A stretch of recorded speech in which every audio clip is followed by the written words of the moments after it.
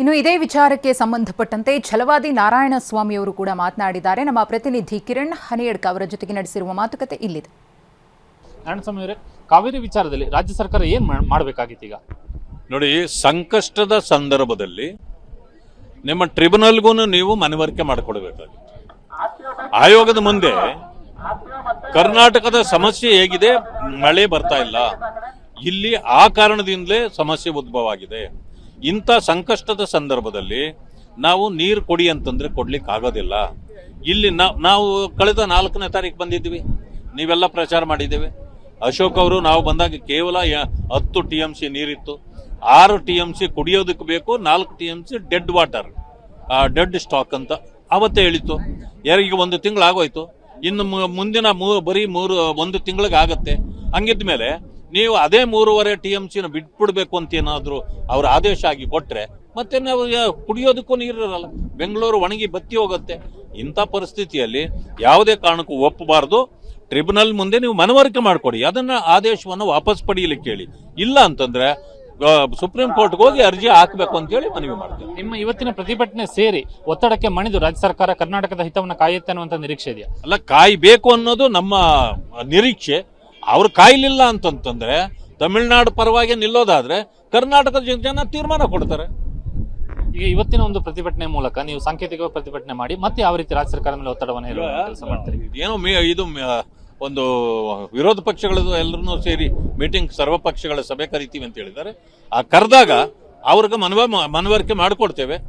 ಅವ್ರೇನಾದ್ರೂ ಅದನ್ನು ಒಪ್ಪಲಿಲ್ಲ ಅಂತಂದ್ರೆ ಮುಂದುವರಿಸ್ತೇವೆ. ನಿಮ್ಗೆ ಆಹ್ವಾನ ಬಂದಿದೆಯಾ ಸರ್ವಪಕ್ಷ ಸಭೆಗೆ? ನಮ್ಗೆ ಯಾವುದು ಬಂದಿಲ್ಲ, ನಿಮ್ಮ ಮೀಡಿಯಾಗಳ ಮೂಲಕ ಕೇಳಿದ್ದೇವೆ ಅಷ್ಟೇ. ಇಲ್ಲಿ ರಾಜ್ಯದ ಹಿತ ಮತ್ತು ನೆಲ, ಜಲ, ಭಾಷೆ ವಿಷಯ ಬಂದಾಗ ನೀವು ವಿಪಕ್ಷವಾಗಿ ರಾಜ್ಯ ಸರ್ಕಾರ ಜೊತೆ ನಿಲ್ತೀರಾ? ನೋಡಿ, ರಾಜ್ಯಕ್ಕೆ ಅನುಕೂಲ ಮಾಡ್ತೀವಿ, ಒಳ್ಳೇದಾಗತ್ತೆ, ಜನರಿಗೆ ಒಳ್ಳೇದನ್ನು ಮಾಡ್ತೀವಿ ಅಂತ ಸರ್ಕಾರ ತೀರ್ಮಾನ ತಗೊಂಡ್ರೆ ಅವ್ರ ಜೊತೆಯಲ್ಲೂ ನಿಲ್ತೇವೆ. ಜನರಿಗೆ ಅನ್ಯಾಯ ಆಗತ್ತಂತಂದ್ರೆ ಸರ್ಕಾರದ ವಿರುದ್ಧವಾಗಿ ಹೋರಾಟ. Thank you sir. ಇದಿಷ್ಟು ವಿಧಾನ ಪರಿಷತ್ ವಿಪಕ್ಷ ನಾಯಕ ಛಲವಾದಿ ನಾರಾಯಣಸ್ವಾಮಿ ಮಾತಾಡೋದು. ಕ್ಯಾಮರಾ ಮಂಜುನಾಥ್ ಜೊತೆ ಕಿರಣ್ ಹನಿಡ್ಕ, TV9 ಮಂಡ್ಯ.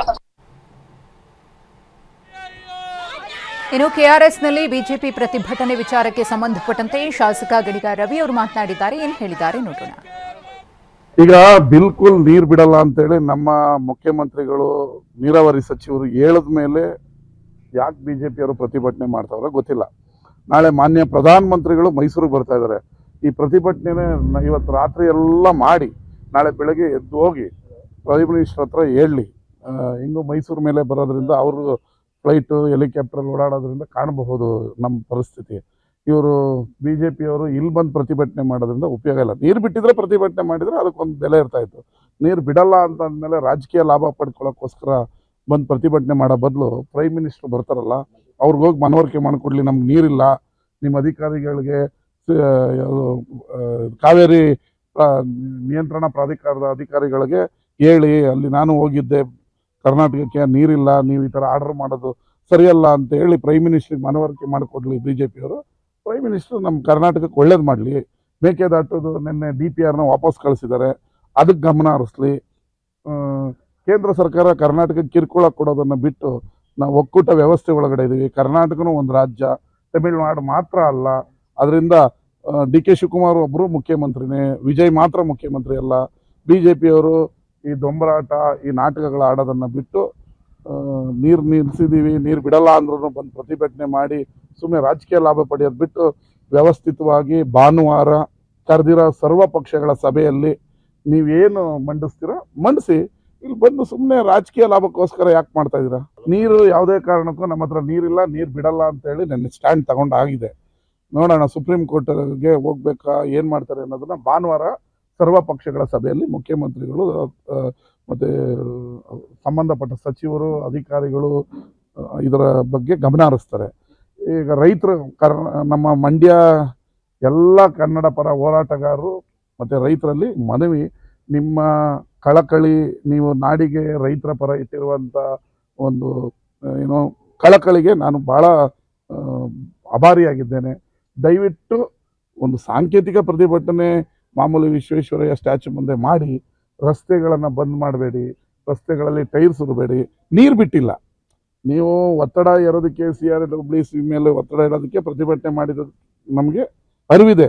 ಆದರೆ ನೀವೇನೇ ಪ್ರತಿಭಟನೆ ಮಾಡಿದ್ರು ಅವ್ರು ಕೊಡೋವಂಥ ಆರ್ಡ್ರೇ ಕೊಟ್ಟಿದ್ದಾರೆ. ಈಗ ನಾವಂತೂ ನೀರು ಬಿಡಲ್ಲ ಅಂತ ಬಿಲ್ಕುಲ್ ಮಾಡಿದ್ದೇವೆ. ಮತ್ತೆ ನಿಮ್ಮನ್ನು ಯಾರಿಗೋ ದಾರಿ ತಪ್ಪಿಸ್ತಾ ಇದ್ದಾರೆ. ನೀರು ಯಾವುದೇ ಮತ್ತಷ್ಟು ಮಾಹಿತಿಯನ್ನು ಕೊಡೋದಕ್ಕೆ ನಮ್ಮ ಪ್ರತಿನಿಧಿ ದಿಲೀಪ್ ಇದೀಗ ನೇರ ಸಂಪರ್ಕದಲ್ಲಿದ್ದಾರೆ. ದಿಲೀಪ್, ಗಮನಿಸ್ತಾ ಇದ್ದೀವಿ ಯಾವ ರೀತಿಯಾಗಿ ವಿವಿಧ ಸಂಘಟನೆಗಳು ಹೋರಾಟದಲ್ಲಿ ತೊಡಕೊಂಡಿವೆ ಅಂತ ಹೇಳಿ. ಅದರ ಜೊತೆಗೆ ಬಿಜೆಪಿಯಿಂದಲೂ ಕೂಡ ಧರಣಿ ಶುರುವಾಗುತ್ತೆ ಇನ್ನೇನು ಕೆಲವೇ ಹೊತ್ತಿನಲ್ಲೇ. 11 ಗಂಟೆಗೆ ಬಿಜೆಪಿ ನಾಯಕರು ಕೂಡ ಅಲ್ಲಿ ಜಮಾಯಿಸಲಿದ್ದಾರೆ. ಯಾವ ರೀತಿ ಸಿದ್ಧತೆಗಳಾಗಿದೆ? ಪೊಲೀಸ್ ಕಡೆಯಿಂದಲೂ ಕೂಡ ಪ್ರತಿಭಟನೆ ನಡೆಸುವಂತಹ ಸ್ಥಳಗಳನ್ನ ಯಾವ ರೀತಿ ಗುರುತಿಸಿಕೊಂಡಿದ್ದಾರೆ ಅಂತ? ಮಧುಶ್ರೀ, ಖಂಡಿತವಾಗ್ಲೂ ನಿಜಕ್ಕೂ ಕೂಡ CWMA ಕೊಟ್ಟಿರುವಂಥ ಆದೇಶವನ್ನು ಖಂಡಿಸಿ ಎಲ್ಲ ವಿವಿಧ ಪರ ಸಂಘಟನೆಗಳು ಪ್ರತಿಭಟನೆ ನಡೆಸ್ತಾ ಇರುವಂಥದ್ದು. ಅದರಲ್ಲೂ ಕೂಡ ಇವತ್ತು ಬಿಜೆಪಿ ನಾಯಕರುಗಳು KRSಗೆ ಮುತ್ತಿಗೆ ಹಾಕುವ ಸಾಧ್ಯತೆ ಇರುವ ಕಾರಣಕ್ಕೋಸ್ಕರ ಜೊತೆಗೆ ಮೊದಲನೇದಾಗಿ ಧರಣಿ ನಡೆಸ್ತಾರೆ. ಧರಣಿ ನಂತರ ಮುತ್ತಿಗೆ ಹಾಕಲಿದ್ದಾರೆ. ಈ ಕಾರಣದಿಂದಾಗಿ ಸಾಕಷ್ಟು ಬಿಗಿ ಪೊಲೀಸ್ ಭದ್ರತೆಯನ್ನು ಮಾಡಿಕೊಂಡಿರುವಂಥದ್ದು ದೃಶ್ಯದಲ್ಲಿ ತೋರಿಸ್ತಾ ಹೋಗ್ತಾನೆ. KRS ಜಲಾಶಯದ ಮುಂದಾಗಿ ಸುಮಾರು 1,500ಕ್ಕೂ ಹೆಚ್ಚು ಪೊಲೀಸರು ನಿಯೋಜನೆ ಮಾಡಿ ಈ ಒಂದು ಭದ್ರತೆ ಕಾರ್ಯಗಳನ್ನ ಕೈಗೊಂಡಿರುವಂಥದ್ದು.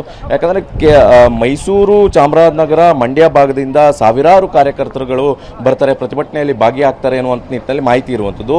ಜೊತೆಗೆ ರಾಜ್ಯದ ಬಿಜೆಪಿ ನಾಯಕರುಗಳು ಎಲ್ಲರೂ ಬರ್ತಾ ಇದ್ದಾರೆ. ಯಡಿಯೂರಪ್ಪನವರ ಆದಿಯಾಗಿ BY ವಿಜಯೇಂದ್ರ ಅವರು, ಅಶೋಕ್ ಅವರು, CT ರವಿ ಅವರು, ಛಲವಾದಿ ನಾರಾಯಣಸ್ವಾಮಿ ಅವರು ಎಲ್ಲ ನಾಯಕರು, ಪ್ರಮುಖ ನಾಯಕರುಗಳು ಬರ್ತಾ ಇದ್ದಾರೆ. ಈ ಒಂದು ಪ್ರತಿಭಟನೆಯಲ್ಲಿ ಭಾಗಿಯಾಗ್ತಾ ಇದ್ದಾರೆ.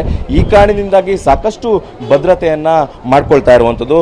ಮುತ್ತಿಗೆ ಹಾಕಲಿಕ್ಕೆ ಯತ್ನ ಮಾಡಲಿಕ್ಕೆ ಸಾಧ್ಯತೆಗಳಿರುವಂಥದ್ದು. ಆ ಕಾರಣದಿಂದಾಗಿ ಈ ರೀತಿಯಂಥ ಬ್ಯಾರಿಕೇಡಿಂಗ್ ವ್ಯವಸ್ಥೆ ಜೊತೆಗೆ ಪೊಲೀಸರು ಈ ರೀತಿಯಂಥ ಪೊಲೀಸ್ ಸರ್ಪಗಾವಲನ್ನು ಹಾಕಿರುವಂಥದ್ದು. ಕೇವಲ ಪ್ರತಿಭಟನೆಗಳಿಗೆ ಮಾತ್ರ ಅವಕಾಶ ಕೊಡ್ತಾರೆ. ಈ ರೀತಿಯಂಥ ಮುತ್ತಿಗೆ ಹಾಕುವಂಥದ್ದು ವಿಚಾರವಾಗಿರ್ಬೋದು ಅಥವಾ ಬೇರೆ ಬೇರೆ ಯಾವುದೇ ರೀತಿಯಂಥ ಅಹಿತಕರ ಘಟನೆಗಳು ನಡೆಯದಂತೆ ಈ ರೀತಿಯಂಥ ಕಟ್ಟೆಚ್ಚರವನ್ನು ವಹಿಸಿರುವಂಥದ್ದು. ಸಾಕಷ್ಟು ಪ್ರತಿಭಟನೆಗಳು ನಡೀತಾ ಇದೆ. ಮಂಡ್ಯ ನಗರದಲ್ಲೂ ಕೂಡ ಪ್ರತಿಭಟನೆಗಳು ನಡೀತಾ ಇದೆ. ಬೆಳಗ್ಗೆಯಿಂದನೂ ಕೂಡ ಮುಂಜಾನೆಯಿಂದನೂ ಕೂಡ KRSನಲ್ಲೂ ಕೂಡ ಈ ರೀತಿಯಂಥ ಪ್ರತಿಭಟನೆಗಳು ನಡೆದಿರುವಂಥದ್ದು. ಈಗಾಗಲೇ ಸ್ಥಳಕ್ಕೆ ಛಲವಾದಿ ನಾರಾಯಣಸ್ವಾಮಿ ಅವರು ಮತ್ತು CT ರವಿ ಅವರು ಬಂದಿರುವಂಥದ್ದು. ಅದನ್ನು ಹೊರತುಪಡಿಸಿ ಎಲ್ಲ ನಾಯಕರುಗಳು ಸುಮಾರು 11 ಗಂಟೆಗೆ ಬರ್ತಾರೆ. 11 ಗಂಟೆಯ ನಂತರ ಒಂದು ಪ್ರತಿಭಟನೆ ಕಾವು ಹೆಚ್ಚಾಗಲಿದೆ. ಆದರೆ ಒಬ್ಬೊಬ್ಬರೇ ನಾಯಕರುಗಳಿಗೆ ಬರ್ತಾ ಇರುವಂಥದ್ದು. ಈ ಕಾರಣದಿಂದಾಗಿ ಪೊಲೀಸರು ಎಲ್ಲರೂ ಕೂಡ ಅಲರ್ಟ್ ಆಗ್ತಾರೆ. ನಿಜಕ್ಕೂ ಕೂಡ ಒಂದು ರೀತಿಯಲ್ಲಿ ದೊಡ್ಡ ಮಟ್ಟದ ಹೋರಾಟವನ್ನು ರೂಪುರೇಷೆ ಮಾಡಲಿಕ್ಕೆ ಬಿಜೆಪಿ ಸಿದ್ಧತೆ ಮಾಡ್ಕೊಂಡಿರುವಂಥದ್ದು. ಸರ್ಕಾರದ ವಿರುದ್ಧ ಒಂದು ಆಕ್ರೋಶವನ್ನು ವ್ಯಕ್ತಪಡಿಸ್ತಿರುವಂಥದ್ದು. ಈಗಾಗಲೇ ರೈತ ಸಂಘಟನೆಗಳು ಕೂಡ ಪ್ರತಿಭಟನೆ ನಡೆಸ್ತಾ ಇದ್ದಾರೆ. ಅದೇ ರೀತಿ ಬಿಜೆಪಿ ಅವರು ಕೂಡ ಈ ರೈತ ಸಂಘಟನೆಗಳಿಗೆ ಸಾಥ್ ಕೊಟ್ಟಿರುವಂಥದ್ದು. ಮಧುಶ್ರೀ, ಧನ್ಯವಾದ ದಿಲೀಪ್ ತಮ್ಮ ಮಾಹಿತಿಗಾಗಿ.